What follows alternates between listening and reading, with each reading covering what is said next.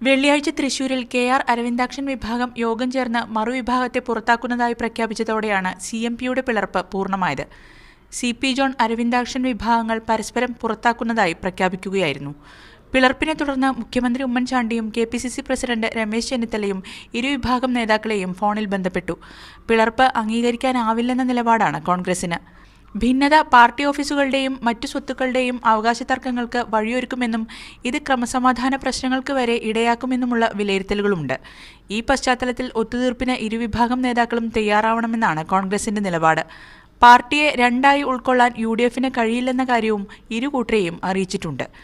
തർക്കങ്ങൾ പരിഹരിച്ച് രണ്ടു കൂട്ടരും ഐക്യത്തിലെത്തണമെന്നാണ് കോൺഗ്രസിന്റെ ആവശ്യം. ഈ പശ്ചാത്തലത്തിലാണ് UDF ജില്ലാ കൺവെൻഷനിൽ നിന്ന് വിട്ടുനിൽക്കാൻ ഇരുകൂട്ടരോടും ആവശ്യപ്പെട്ടത്. ഇക്കാര്യത്തിൽ അനുരഞ്ജന ചർച്ചയ്ക്ക് മുൻകൈയെടുക്കാനും UDFും കോൺഗ്രസും തയ്യാറാവും. മീഡിയ 1 കൊച്ചി.